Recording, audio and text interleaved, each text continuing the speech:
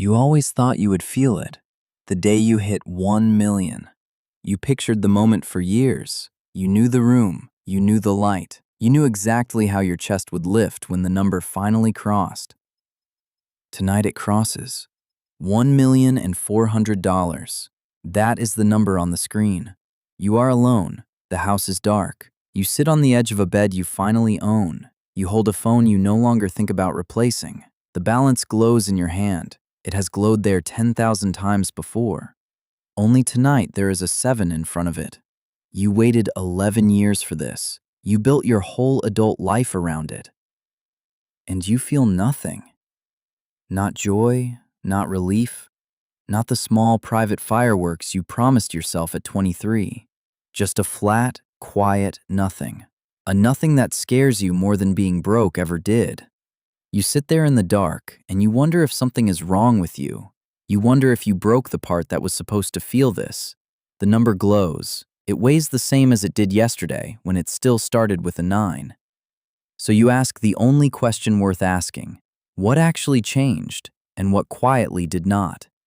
And you cannot know yet which is which. Level 1. The first thing the million changes is the fear. For most of your life, there was a math. It ran underneath everything, a math you did in the dark, whether you wanted to or not. If the car needs a transmission, the emergency fund is gone. If you lose the contract, you have 4 months, maybe 5. If you stop eating out, if the aching tooth becomes a root canal, you push it to next quarter.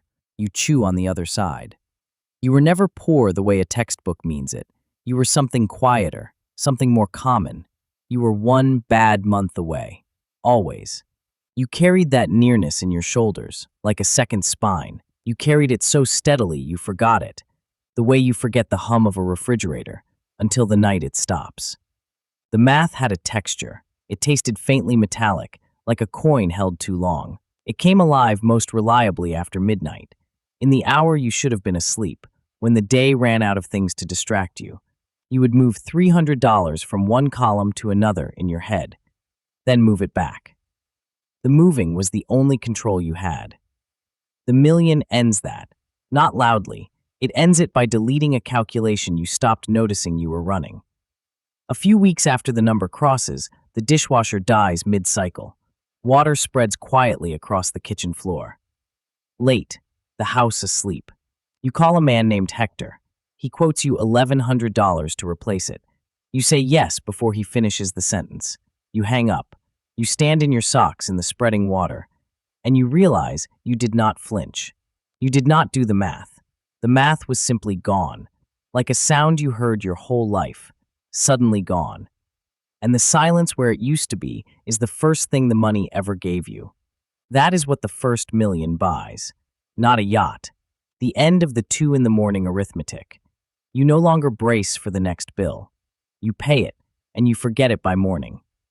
Level 2. The second thing the million changes is how people look at you, and it splits them cleanly into 2 groups. There are the people who can tell, and the people who cannot. The ones who cannot tell are most of them. They see the same car. You did not buy a new one. They see the same haircut. They notice you order the appetizer now. You do not check the right side of the menu first, but they file it under good mood. To them, you are exactly who you were. You let them keep believing it. It is the last honest thing left between you. The ones who can tell are dangerous in a way nobody warns you about. Your cousin Daniel can tell. He does not know the number, but he watched the house. He watched you stop apologizing for being busy. He clocked the new flatness in how you talk about money, the flatness of a person for whom money is no longer a live wire. He noticed the month you stopped splitting the check. You just put your card down. He noticed you stopped saying, "We cannot afford that." You started saying, "We will see." Only people who can afford it say, "We will see." At dinner, he leans back. He smiles a smile that does not reach his eyes. He says, "It must be nice." 3 words. It must be nice. Inside those 3 words is a small accusation you cannot answer. Every answer makes it worse. If you agree, you are flaunting it. If you deny it, you are lying. And he knows you are lying. Now there are 2 lies on the table instead of 1. So you smile back. You change the subject, and you feel the distance open between you, like a window cracked in winter, a thin line of cold. You cannot find it. You cannot close it. You are not the same person at the table anymore. You are a person being measured at the table. Level 3. The third thing the million changes is the silence it builds around you. Here's the part nobody tells you. Wealth does not isolate you by taking your friends. It isolates you by taking your honesty, one friend at a time. You have a friend named Wes. You have known him since you were 19. Broke together. You ate gas station hot dogs in his rusted Corolla, parked in a lot. Neither of you could cover a real dinner. For 15 years, you could say anything to him. He was at your worst nights. You were at his. Then, one evening, you met for beers, a bar you have both been going to forever, since before either of you had anything. Wes set his bottle down. He told you, in the careful voice of a man who rehearsed it, that he was $30,000 deep on cards, that he could not sleep. You watched his hands shake on the glass, and you understood two things at once. You understood you could write a check tomorrow that would erase the thing keeping your oldest friend awake and never feel its absence. And you understood you never could, because the moment the money moved, the friendship would convert into something with a debtor and a creditor in it, a thing with terms, and there is no converting it back. So you said the supportive things. You did not say the number. You drove home. You sat in the driveway. And you felt, for the first time, how heavy it is to be able to help and to know you must not. You can still see all of them. You just cannot tell any of them the truth anymore. The truth is a thing you carry alone now. Around now is when you start thinking about Marcus. Marcus cut your hair for 9 years, a 2-chair shop on the same corner, the whole time. Somewhere in there you became real friends, the kind who text on birthdays. Marcus never crossed a line. He makes maybe $55,000 a year. He will tell you that without you asking, the way a free man tells you the weather. He rents. He has never owned a stock. And here is the thing you cannot get out of your head, sitting in the dark with your 7 figures. Marcus is happier than you. Not vaguely, specifically. Marcus closes the shop and is genuinely done. Done in a way you have not been in years. Marcus does not check a balance at night. There is nothing in the balance to check. So the screen has no power over him. He sleeps like the screen does not exist. You used to pity that a little, the smallness of it. You do not pity it tonight. Tonight, you sit in a house you own, and you envy a man who rents, because he has the one thing your million cannot buy back, a mind that goes quiet when the lights go off.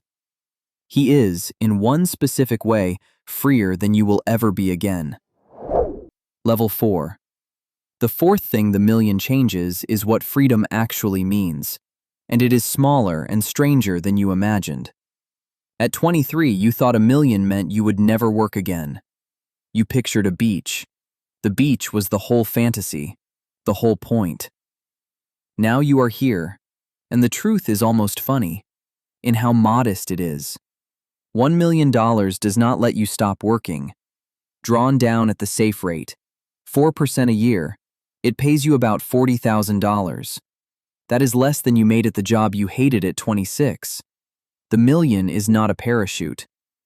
The million is permission. It is permission to say no, to turn down the client who treats you like staff, to leave the meeting that insults you, and not calculate the cost on the drive home, to take the slower project because it is the better one. That is the real purchase, not freedom from work, freedom from fear inside the work. It is so much smaller than the beach. The night you finally understand it, you laugh out loud, alone in the kitchen. A short, surprised laugh, because you gave 11 years to buy a feeling that fits in one sentence. You can finally say no without doing the math. The beach was never coming. The no was the whole prize. Level 5. The fifth thing the million changes is your hunger. It does not satisfy it. It relocates it. You expected the number to be a finish line. Instead, the number is a window. And through the window, for the first time, you can see clearly how far 10 is. This is the cruelest mechanic in the whole machine. Almost nobody describes it honestly. At 0, a million is a myth, a thing other people have, unreachable, and therefore unbothering. You did not envy it because you could not picture it. But the day you actually cross it, the million stops being the ceiling. It becomes the floor. And from the floor, you can finally do the math. The math you were never close enough to do. You run the numbers one night, the real numbers, on the back of an envelope, at the kitchen table. The screen feels too official for what you are about to admit. The first million took you 11 years, but 7 of those years produced almost nothing. The first 100,000 alone ate 4 years. Because you were learning, because you were afraid, because you were doing the 2 in the morning math instead of the work. The bulk of the million arrived in the last 3 years, after the engine was built, after the fear was gone. And there, in your own handwriting, is the number that breaks something in you. 3 years. The same machine, left running, with none of the terror, does not get you to 2 million in 3 more years. It gets you, conservatively, near 4. And 4, compounding, carries you the rest of the way to 10, faster than the first million took. You stare at it. The gap between 1 and 10 is not 9 times the work. It is roughly the same work. The work you already know how to do, repeated, with the hardest part behind you. You did the impossible part. The rest just takes longer. 10 million is suddenly not a fantasy. It is a plan with dates on it. And the moment it becomes a plan, the peace evaporates. The peace you thought the first million would deliver. Because you cannot unsee the floor once you are standing on it. The hunger you thought you were retiring has simply moved up one level. It is waiting for you there, patient, wearing your own face. The first million does not end the climb. The first million is the rung from which you can finally see the rest of the ladder. And the ladder is longer than you let yourself believe at the bottom. Level 6. The sixth thing the million changes is the thing it never advertised. It changes who you had to become to get it. You did not arrive at this number. You were assembled into the person who could reach it. Somewhere across those 11 years, without a single moment you could point to, you changed. You became someone who measures a Saturday by what it produced. Someone who hears a friend describe 2 weeks in Portugal, and before he can stop himself, silently prices the trip, and then prices the 2 weeks of not working. Someone for whom rest now requires a justification, a reason, a permission slip you write and never quite sign. You taught yourself to defer everything, every reward, every easy evening, and you got so good at it that you forgot it was supposed to be temporary. You optimized yourself, year over year, into an instrument that generates the number. The instrument worked beautifully, and now you are sitting on the edge of the bed in the dark, discovering that you cannot easily put the instrument down, because somewhere along the way, the instrument stopped being a thing you used. It became the thing you are. The person who could earn the first million and the person who could enjoy it are not the same person. The discipline that built the number is the discipline that will not let you feel it. That is the trade nobody quotes you at the start. You paid for the million with a piece of the version of you that would have known what to do with it. And that is why, when the 7 finally appeared on the screen tonight, you felt nothing. The man who wanted it so badly at 23 is no longer here to receive it. You traded him in, slowly, to build the man who could get this far. So you are still sitting on the edge of the bed. The night has slid later around you. The house is quiet, the quiet of a place that is paid for. Outside the window, the street you own a piece of is empty, orange under a single light. The phone is still in your hand, warm now from holding it. The balance still glowing in the dark. $1,400,000, the same 14 pixels of light. You have stared at them in 100 different rooms across 11 years. The cracked screen basement room, the apartment by the highway, and now here. And you understand at last what it changed and what it did not. It removed the 2 in the morning math. It gave you a quieter, lonelier 2 in the morning instead. It changed how the world looks at you. It took your honesty with the people you love most. It bought you the right to say no. It installed a hunger that will not let you stop. It made you safe. And it made you a stranger to the man who started the climb. You set the phone face down on the nightstand. The room goes dark. The balance goes with it. And for one moment, in the dark, you are nobody's number again. Just a tired man in a house, listening to the heater tick. Somewhere across town, Marcus is asleep. He has been for hours. He will not check anything when he wakes. You lie back. You stare at the ceiling you finally own. The first million does not change your life. It hands you the bill for the life you already changed to get it. Somewhere right now, someone is watching a number climb toward 1 million. Sure, it will fix everything. Sure, they will feel it the second it crosses. They are picturing the room. They are picturing the light. They do not know yet what it changes and what it doesn't. They will learn. They always do. The number does not stop. It just finds the next one. And somewhere in a dark house, a phone is glowing on a nightstand. The balance has a 7 in front of it for the first time. The room is quiet. The man holding it is waiting to feel something. He is still waiting.